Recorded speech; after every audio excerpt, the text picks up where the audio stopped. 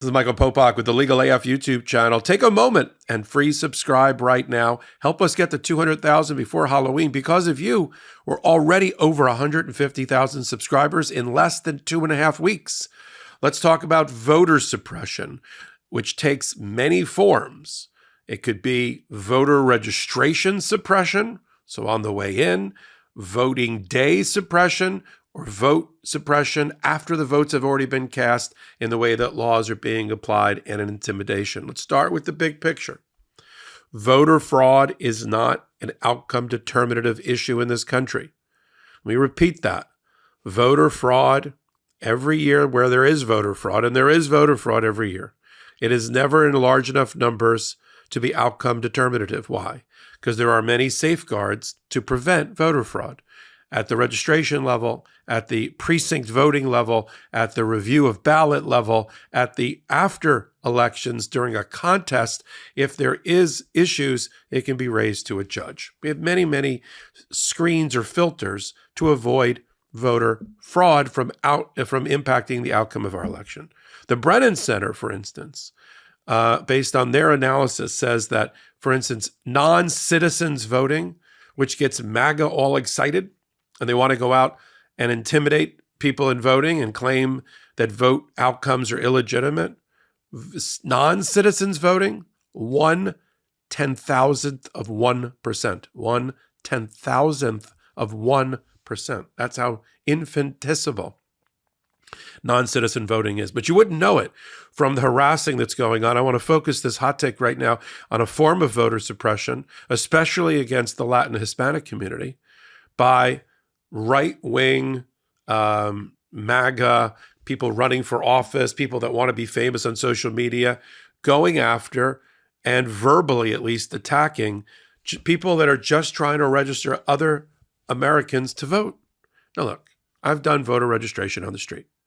I've done vote counting, I've reviewed vote counting, and I've been a poll watcher both inside of a precinct and outside in my career, usually as a lawyer for one of the parties.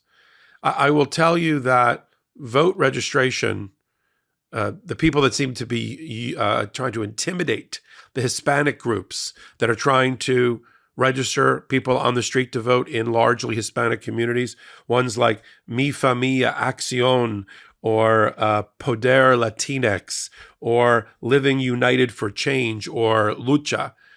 These are organizations, all they're doing is their civic duty with following that state's laws, and every state's a little bit different, and they're getting people to register to vote. They can't exercise their fundamental right to vote without registering. And yet they've got these right-wing MAGA that are running around filming them and videotaping them and putting it up on social media and saying, when it's easy to type, examples of voter fraud going on right now in Arizona, non-citizens being registered to vote, all a lie. Let me talk about street democracy. On street democracy, when you're registering somebody to vote, you can give them an application. You don't have to identity check them on the street because there are many layers that will take care of that further down the line. It's not for the person registering to say, all right, let's see your passport, 3 forms of ID. Let's see your direct deposit bank account. And let's talk about those children over there. I mean, that's not what voter registration is required to do or should be doing. All they're asking a person is, are you a citizen? And if you are, here is an application you can fill out. We can either take it down for you, sign here, and there's a penalty of perjury, and it's a crime to register to vote when you're not qualified or a non-citizen. And there's that level of trust in the social contract. Trust but verify. Once that application is either mailed in by the person after they take the voter registration card with them, or they are led, they're shown how to get online to do that, or whatever, or they actually fill it out right there. It depends on the state. That then goes through another process. There's election officials on the other side of that, and they're double checking against it. They're saying, oh, no, this person's not a citizen. Person has a green card, or whatever their status is, but they're not a citizen because they can't. They have to check it against certain roles. Ultimately, they have to provide proper forms of ID, usually a driver's license. And if they put a driver's license down or a state ID card down, there's a way to check that against a database to make sure they're a citizen. But that's not done on the street level.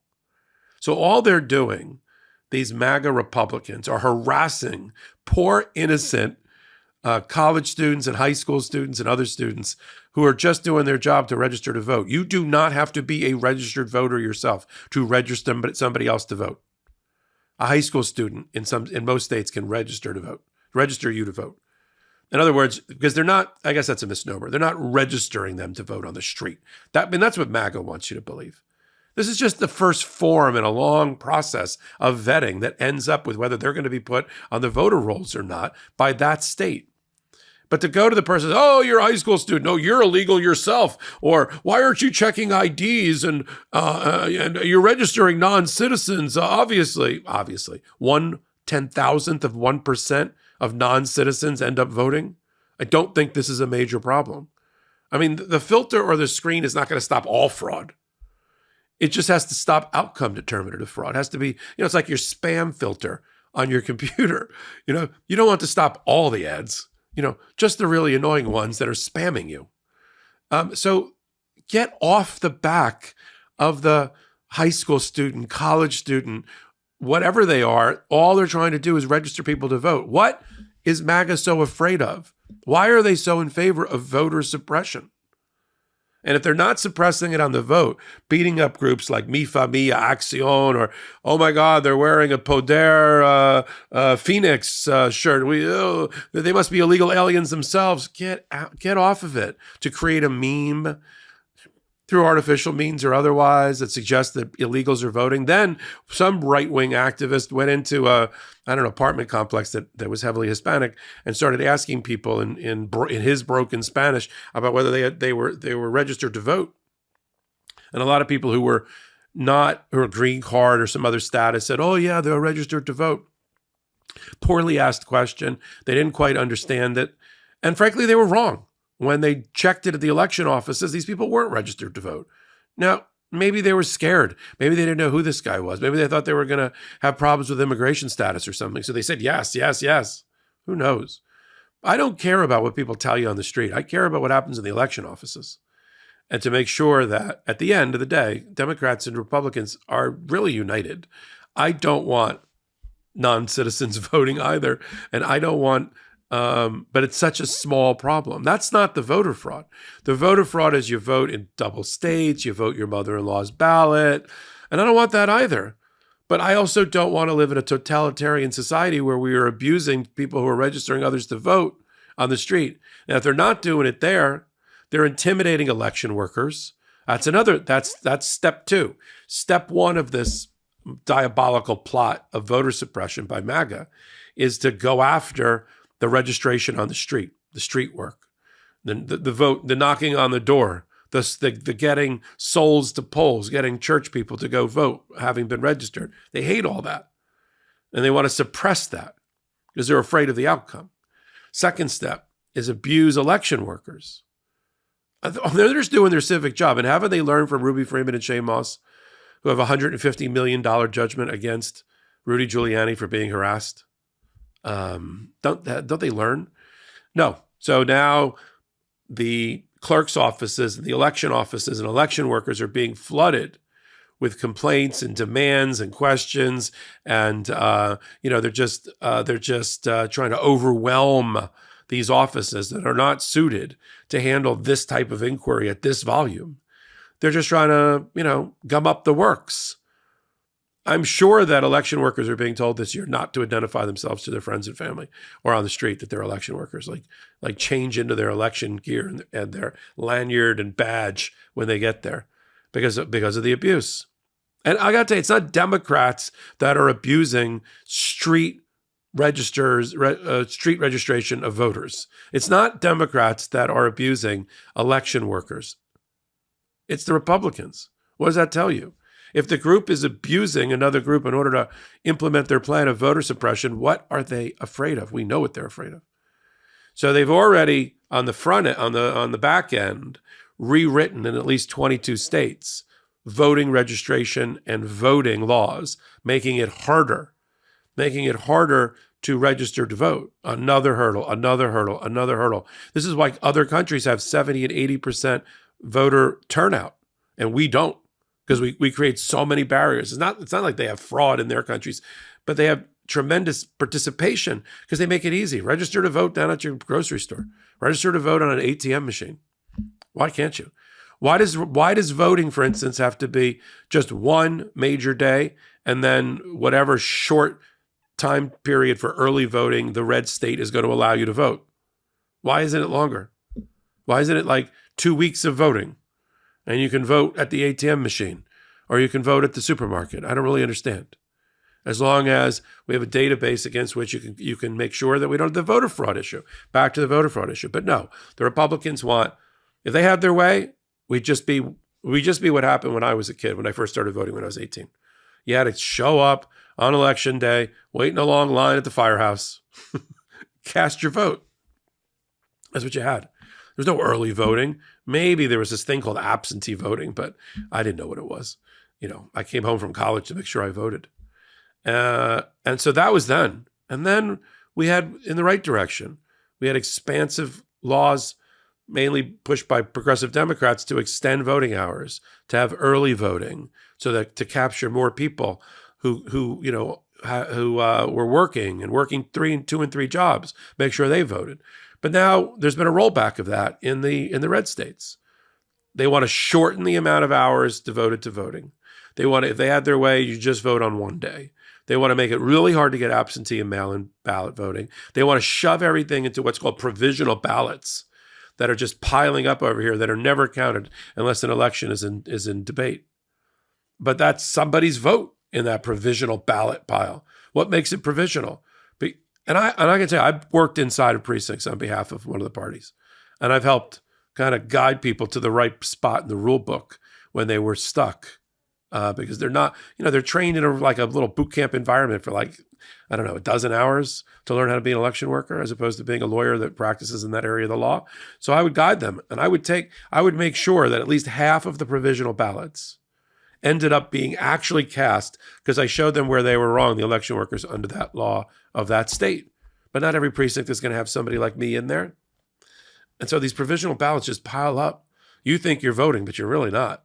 And they're only counted at the end after a week later, 2 weeks later. Provisional ballots is a big problem. So see all the areas of voter suppression. The main one I want to focus on is the attacks going on right now on street voter registration, primarily Democratic and primarily Hispanic. It always shocks me that Trump is polling as well as he is, apparently, with the Hispanic community. I mean, it's still overwhelmingly Democratic, except in Miami, where the Cuban community is overwhelmingly Republican since the 1960s. But I don't know how he's doing better in 2024 than 2020 with the Latin community. His followers abuse the Latin community on a regular basis, including what I started this hot take with. We'll continue to follow the diabolical plot to suppress votes in this country, led by the Republicans. Let's call it out. From the barriers to entry, raising the hurdles for registration, abusing people on the street that are properly registering, flooding the election offices with complaints and inquiries in order to gum up the works, changing the rules of the game and right before an election about vote time and voter identity issues and all of that. Then when all else fails, try to abuse election workers who are trying to do the vote count from the night of and certify the election all the way to a proper hand count or whatever it's going to be, maybe a week later. We got to call it out right here. Legal AF, the YouTube channel, free subscribe. Help us get to 200,000 before the election, and certainly before, hopefully before Halloween. And you're going to see some great new content right here on Legal AF, the YouTube channel. We already have Court Accountability Action, one of the leading organizations devoted to exposing corruption in a court system, have now joined us and will be supplying regular content during the week. And you can find them on a playlist that we've now labeled Court Accountability Action, or CAA. Once a week, I'm going to be doing a show called Unprecedented about what else, the United States Supreme Court, with my co-anchor Dina Dahl and some other guests that we'll bring in. And you can only get it right here on Legal AF YouTube, Legal AF MTN, in collaboration with the Midas Touch Network. So I'll see you right here, Legal AF all versions, podcasts, content, and now YouTube channel. This is Michael Popok, and I am reporting. In collaboration with the Midas Touch Network, we just launched the Legal AF YouTube channel. Help us build this pro-democracy channel where I'll be curating the top stories at the intersection of law and politics. Go to YouTube now and free subscribe at Legal AF MTN. That's at Legal AF MTN.